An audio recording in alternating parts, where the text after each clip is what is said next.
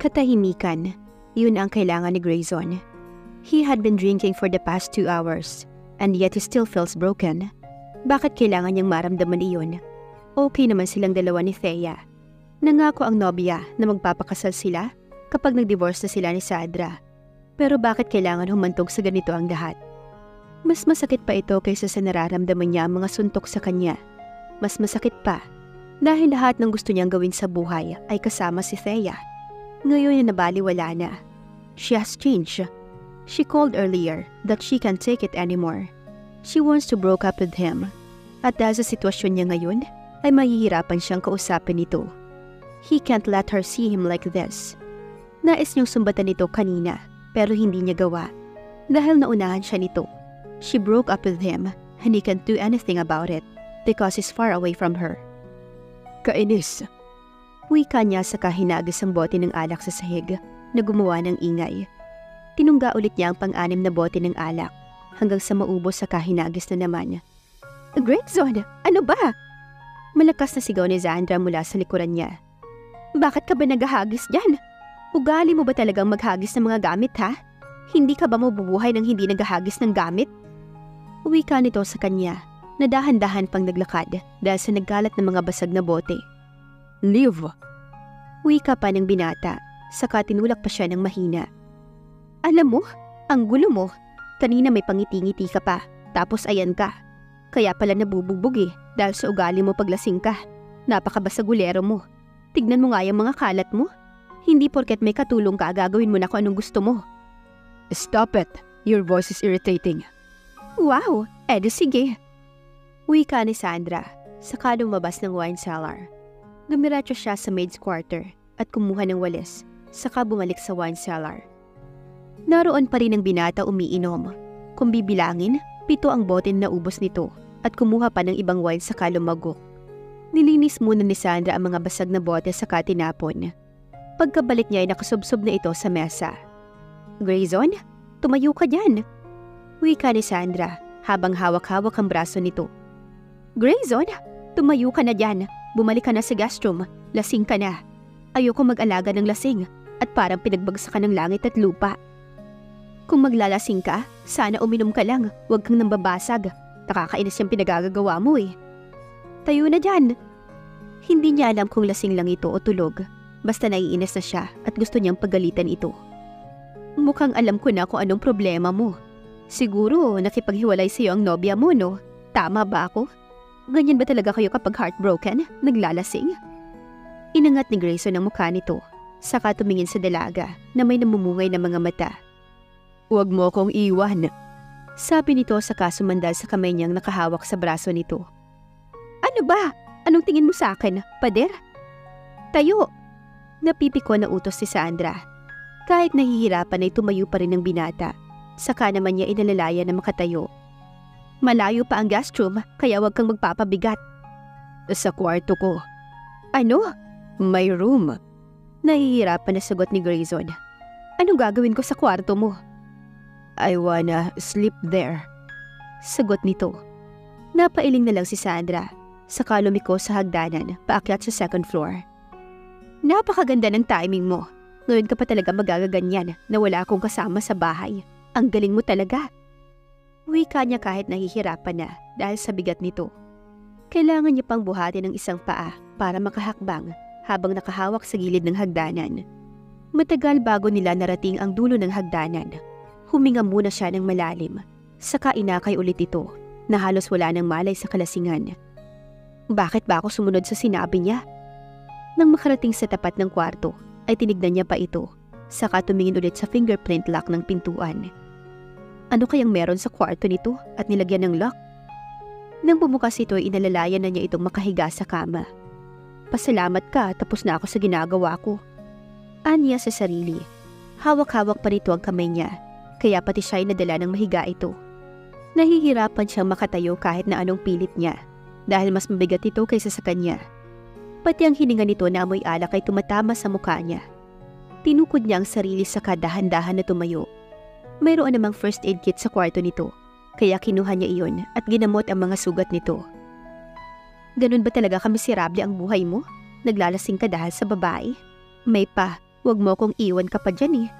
Ugali mo palang kaiwan-iwan na. Wika ni Sandra na naawa sa itsura ng asawa niya. Pinalitan na lang niya ng benda ang ibang mga sugat, saka binalik sa lalagyan ng mga gamot. Kumuha na lang siya ng sarili niyang yaya kaysa ganito siya lagi. Ako pang sinabihan na kumuha ng yaya nung hinatid ako sa university. Tapos siya, pinapabayaan naman niya ang sarili niya. At bakit kailangan pang mag-alala ko sa'yo? Sumimangot na lang siya saka umupo sa tabi ng kama ng asawa. Ang gwapo mo sana, ang samangalang ng ugali mo. Kaya siguro iniwan ka ng nobya mo dahil sa ugali mo. Wika niya saka naghikab. I need to sleep now, inaantok na ako. Pero bago pa man siya makatayo, ay may humila na sa kamay niya at napahiga siya sa braso ng asawa. Grayson, ano ka ba? Bitawan mo nga ako. Babangon na sana siya kaso gumalaw ito, saka niyakap sa bewang niya ang kanang kamay nito. Pinilit niyang makaalis, ngunit mas hinigpitan pa nito ang pagkakayakap sa kanya. Grayson, bitawan mo ko!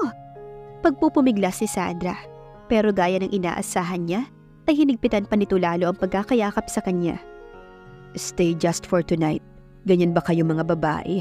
Ang iingay niyo sa mga asawa niyo? I just need to rest. I've never felt comfortable like this. Ihibang ka ba? Ako ba ang jowa mo? Gwapo ka sana. Lahat ng hinahanap ng isang babae nasa iyo na. Pero pagdating sa ugali mo, taob ka. Mahinang sambit ni Sandra. Napabuntong hininga na lamang siya. Sa kapilit inalis ang kamay nito. Pero bigo na naman siya. She is totally locked up by his arms. He sleeps like a baby. He's cuddling her and leaning on her chest, like he was used to do it. She better saw him sleeping like this. Then seeing his arrogant face when he's sober. Paano kaya kung asawa talaga kita?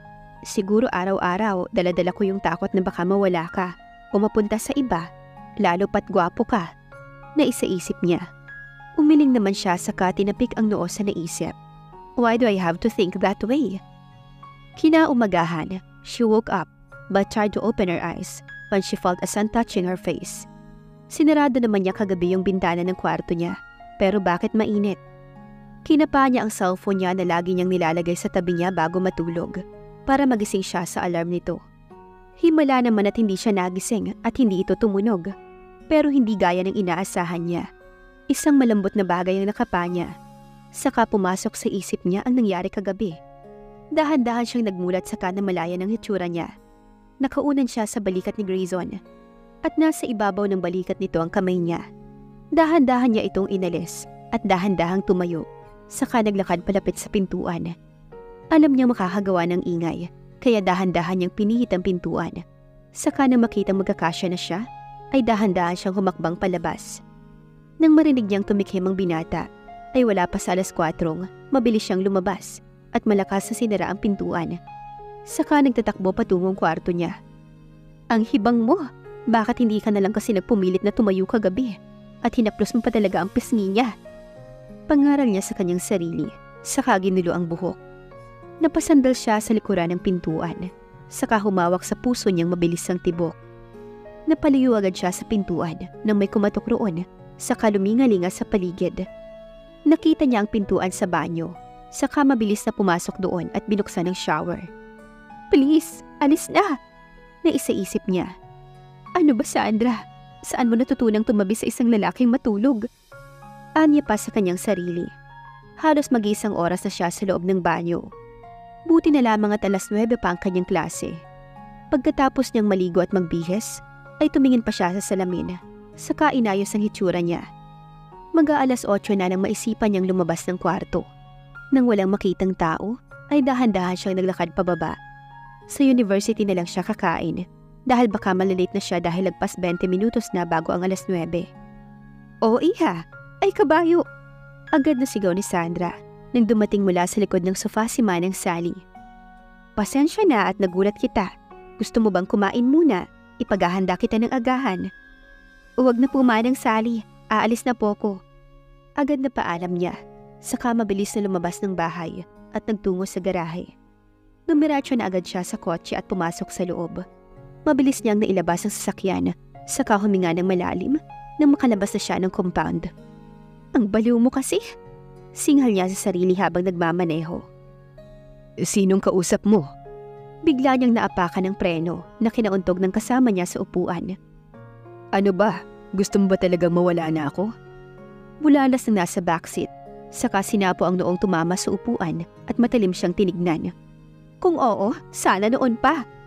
Pasigaw na sagot ni Sandra. You're guilty. Wika ni Grayson. Saka naman ito sumiksik at lumipat sa front seat.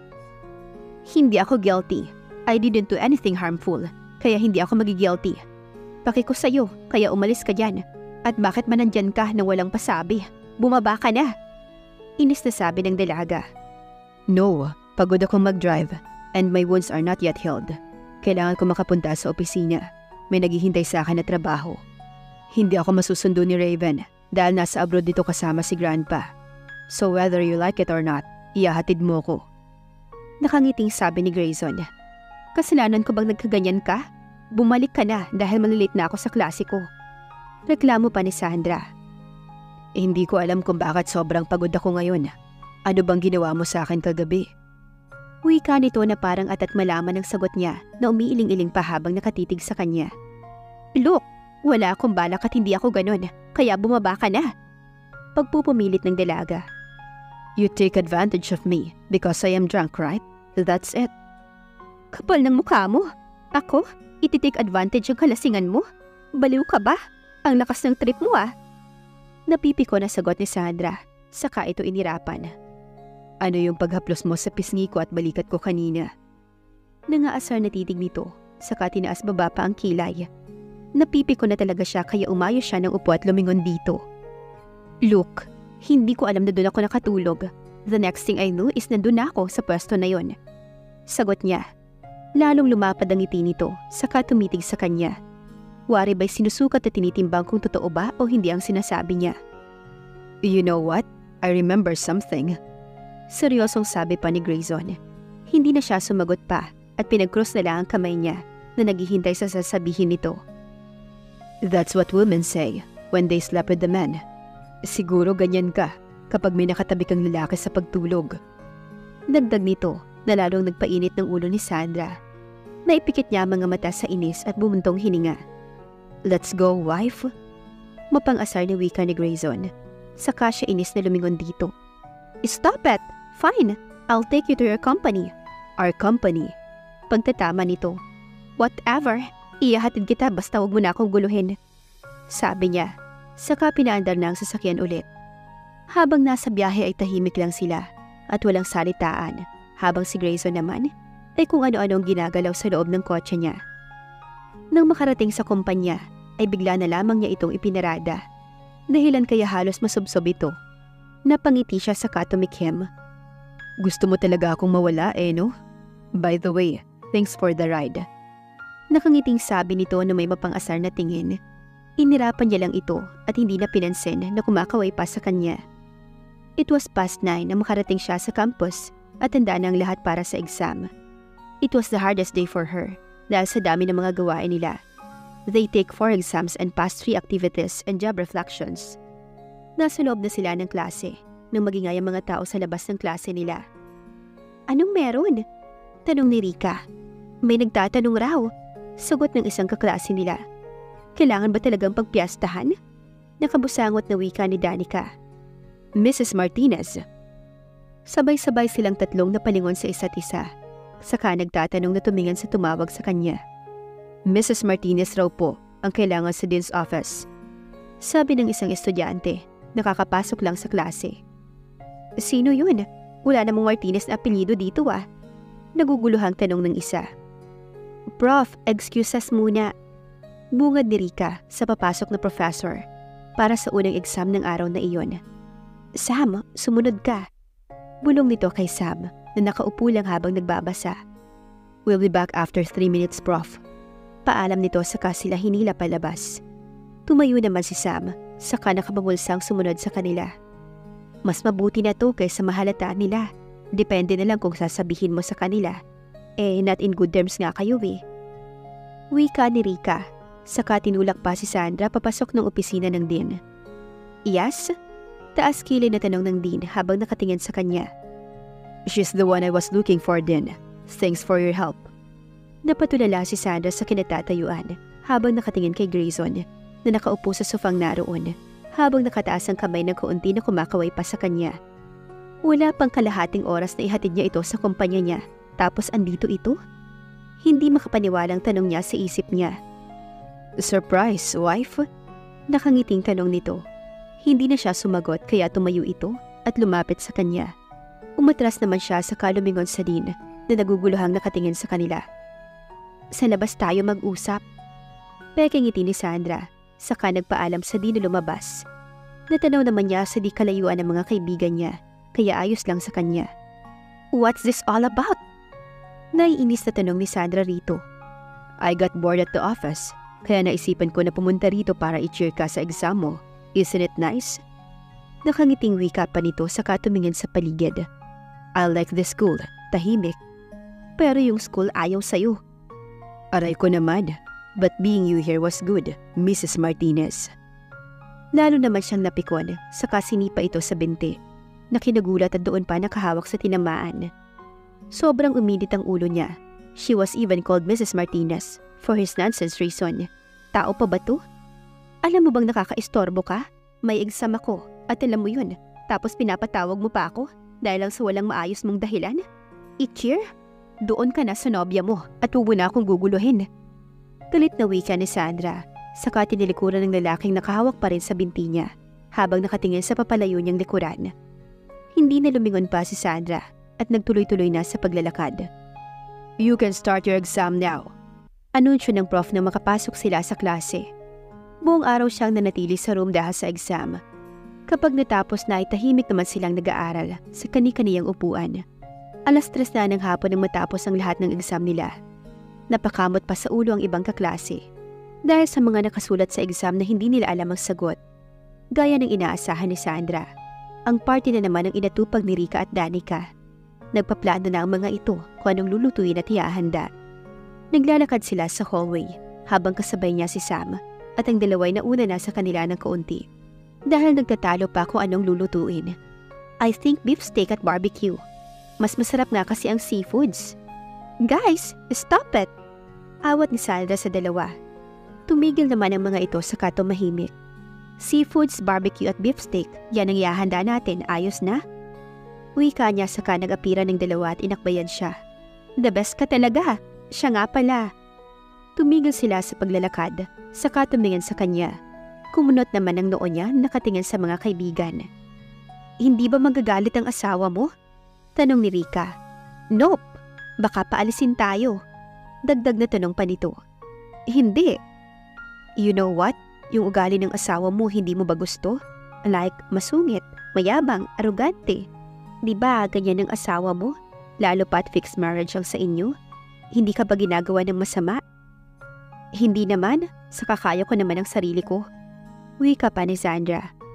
Sam, sa tingin mo, mahuhulog kaya ang loob ni Sandra sa asawa niya? Tanong ni Rika na ikinalingon ni Sam. I don't know. Yun lang sinabi nito, saka nauna nang maglakad. Naiiling na lamang na naglakad si Sandra. Ano kaya ang pinaplano ni Grayson? At bakit patuloy itong lumalapit sa asawa ngayon? Abangan sa susunod na kabanata. Please like, share, subscribe for more updates. Maraming salamat po.